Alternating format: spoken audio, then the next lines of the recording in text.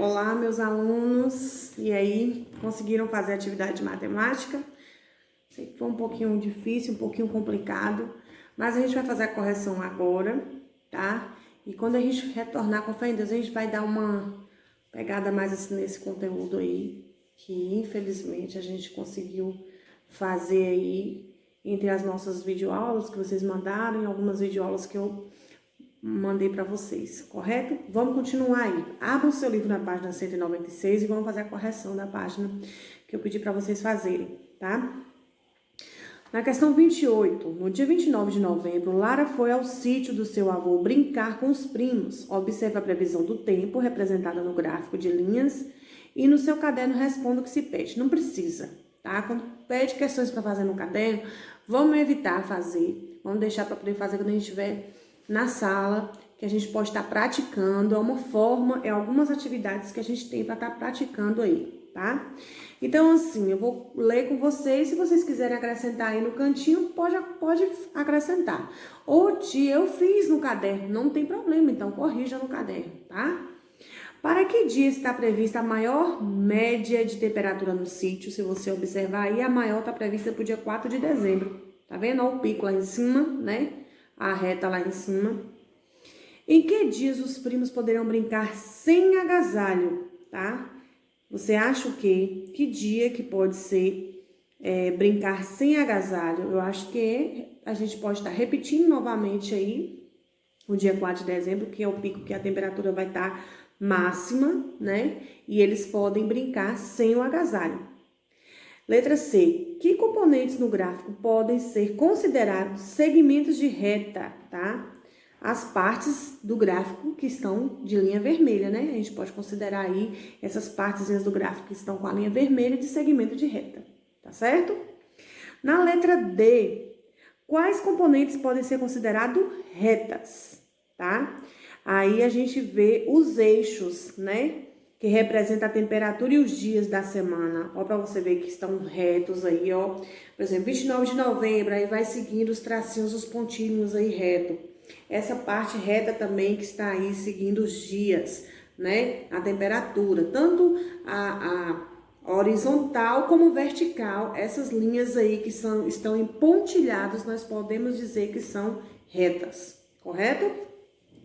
Volte na atividade 17 da página 192 e compare o plano que você desenhou com os seus colegas. A gente não desenhou, então a gente não vai comparar, correto? Essa página, esse número 29 aí, nós não vamos fazer porque nós não fizemos esse desenho. Então, se a gente tivesse feito esse desenho, a gente tem que comparar com o dos colegas. Então, por isso que eu não pedi para vocês fazerem aí, tá certo? Vamos, aí embaixo tem assim uma historinha, não é, que vocês devem ter lido, a história aí do menino que fez o caminhão aí, tá? É uma história. E na página 197 está assim: observe as bases do prisma ao lado. Eles estão no mesmo plano ou em planos diferentes? Observe aí, tá? Você observando, você vê que ele está em planos diferentes, né? Eles estão em planos diferentes. Por quê? O que é plano? Plano pode ser representado pela superfície de uma parede, pelo chão, por um quadro ou uma folha de papel. No entanto, sua extensão é infinita, apresenta duas dimensões, mas não tem espessura, tá? Aí nós vamos falar sobre polígonos. Aí vem a questão 31. O uso da pintura do corpo é algo comum e muito significativo para certos povos indígenas. Olha a pintura corporal aí em matemática. Na maioria das vezes, esses desenhos envolvem características geométricas. Olha só, isso aí é uma das características que pode até ajudar você no trabalho de artes. A pintura corporal dos índios, a maioria era pinturas com formas geométricas, ou círculo, ou triângulo, ou quadrado, ou retas, né? Letra A. Quando estão desenhando em um projeto papel, os objetos geométricos são planos ou não planos? São planos, a gente coloca sobre, né, o papel. Então, são planos, né? São representados pela superfície, em cima da superfície, tá? E quando saem do papel e são pintados no corpo de um indígena, então, eles não são planos, tá? A Amanda ficou encantada com os desenhos geométricos do papel que embrulhava seu presente. Veja algumas figuras, né, que decoravam esse papel. tem as figuras aí, tá?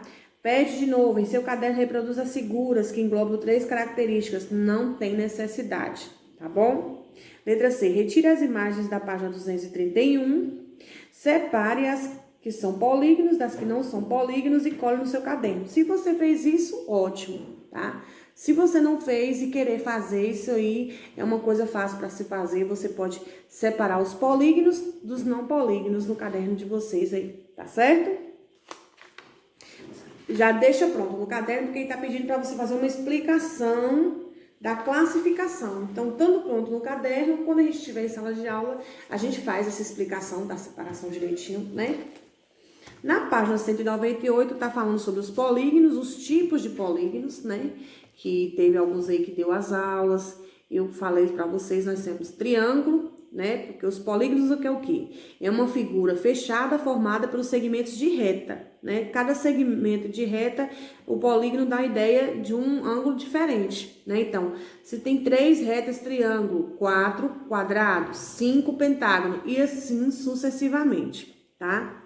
Tem aí, você sabia, para você dar uma lida aí, que é uma coisa que fala sobre a bola redonda, nem toda bola é redonda, né? E na 33 tá assim, em sua opinião, esses 2 tipos de bola são polígonos, por quê? Aqui fala assim, ó, nem toda bola é redonda. O rugby e no futebol americano, ela é oval, feita de couro e planejada para girar em torno de seu próprio eixo ao ser lançada. Porém, a bola redonda ainda é um dos brinquedos mais desejados do mundo. Em um ano, são produzidos mais de 40 bilhões de bolas, tá? Então, assim, na sua opinião, esses 2 tipos de bola, a bola redonda que a gente usa e essa bola aí de futebol americano, são polígonos? Não, não são polígonos, porque eles não são formados por retas, né? Não são formados por retas, então não são polígonos. Aí vem, analisa os diferentes polígonos e completa a tabela, tá? A tabela do triângulo, ó. Número de lados 3, número de ângulos internos 3 e número de vértices 3. Quadrilátero 4, 4 e 4. Pentágono, já tá falando, é 5 lados, então 5, 5 e 5. Hexágono 6, 6, 6. Heptágono 7, 7, 7. Octógono 8, 8, 8. O outro, enágono, 9, 9, 9. E o decágono, 10, 10, 10. Por quê? Quantidade de lados que tem, quantidade de retas que tem. Então, você vai contar e dar o total. De lados, de ângulo e de vértice são os mesmos. As mesmas quantidades de cada um. Ao explorar a tabela, o que você descobriu? Cada polígono tem a mesma quantidade de vértices.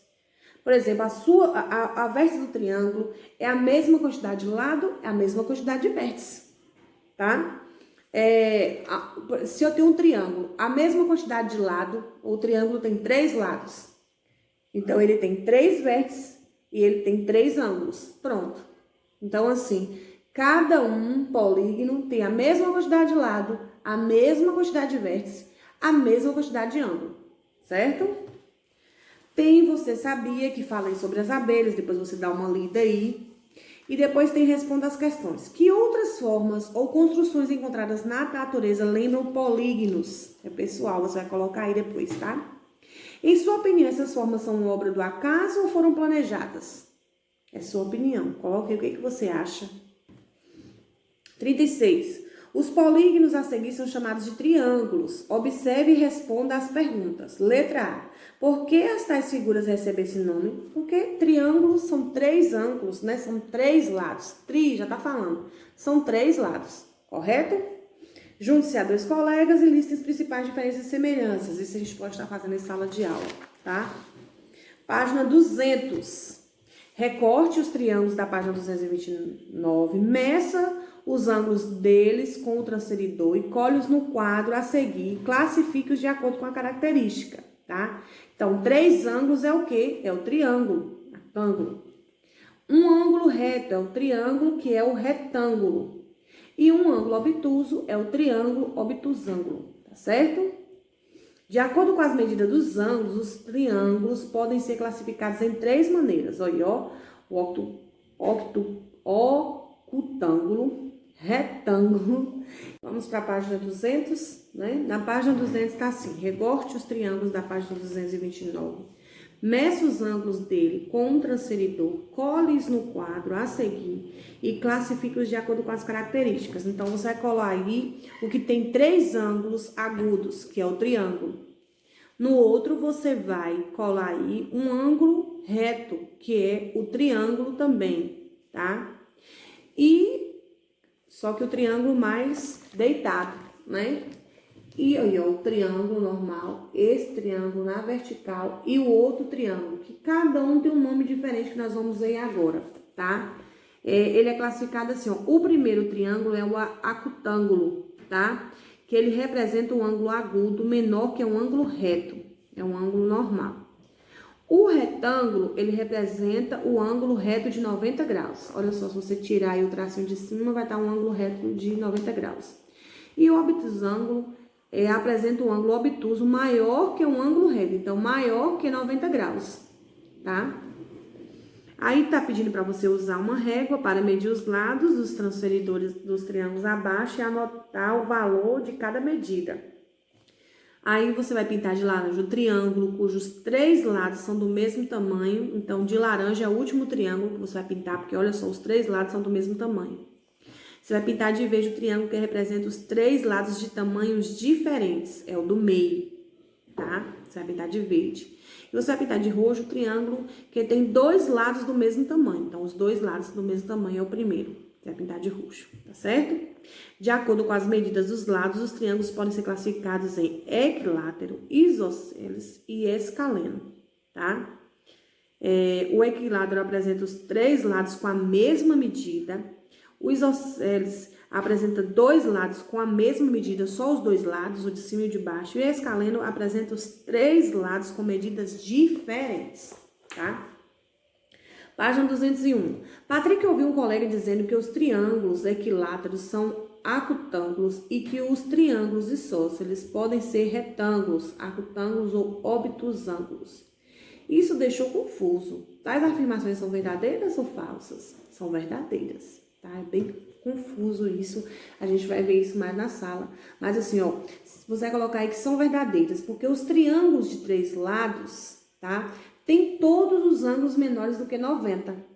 E os triângulos de 2 lados podem ter um ângulo reto ou 3 ângulos menores que 90. Tá bom? Jade tentou criar um triângulo com lados das seguintes medidas: 9 centímetros de um lado, 3 centímetros de outro e 4 centímetros de outro lado. Cada lado tem uma diferença aí de centímetros. No entanto, ela não conseguiu concluir a tarefa. Por quê? Porque o comprimento dos 2 lados menores juntos não chega ao comprimento do lado maior, né? Ela colocou um lado grande, colocou outros lados menores. Então, assim, não se compara com o lado maior. Então, ela não vai conseguir formar mesmo, tá? Então, você pode colocar aí, porque o comprimento dos lados são menores, né? E não é igual ao outro comprimento maior. Se fosse possível construir um triângulo com essas dimensões, como você classificaria entre as opções estudadas até o momento? Poderia ser um escaleno, porque tem 3 lados diferentes, com tamanhos diferentes, né? E quando são 3 lados de tamanhos diferentes, é o escaleno, tá certo? Relacione os quadrilados a seguir e as propriedades que eles apresentam. Então, o vermelho apresenta a propriedade 1, 2, 8 e 12. Que são essas propriedades que estão escritas aí do lado, tá? Já tô dando a resposta direto. Retângulo 1, 2, 8, 12. Quadrado 2, 4, 8, 5 e 12. Você vai colocar os números aí. Losango 1, 4, 11 e 12. Trapézio 3, 9, 10 e 15. Pipa 11, 14, 12 e 13. Paralelogramo 2, 9, 11 e 12. São as propriedades de cada um. Aí você lê depois a propriedade de cada um. A propriedade do retângulo, tá aí, número 1. É exatamente 2 eixos de simetria, entendeu? Tá explicando aí passo por passo, correto? Página 202. A professora de Marcelo disse que as figuras abaixo são chamadas de trapézio. Ela explicou que cada uma tem um número diferente, ó, trapézio retângulo, trapézio isósceles e trapézio escaleno.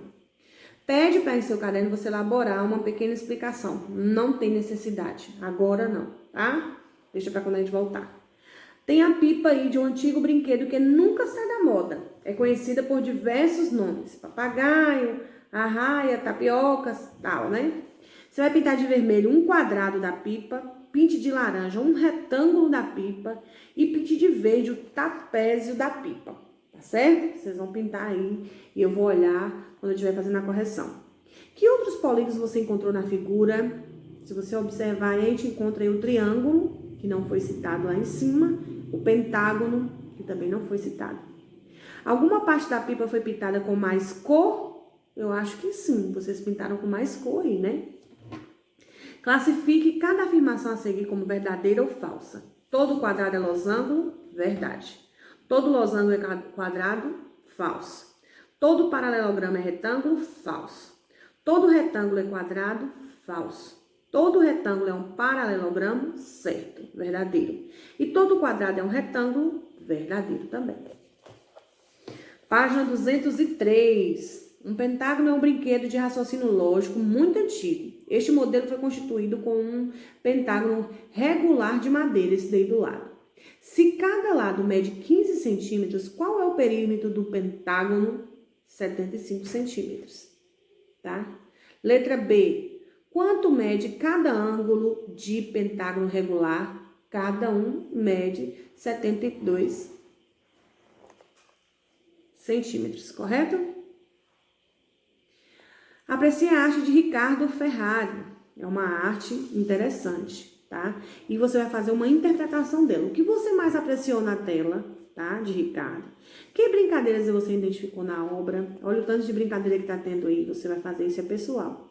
E você conseguiu perceber a existência de polígonos na pintura? Você vai falar aí se você conseguiu e quais são esses polígonos se você conseguiu, tá?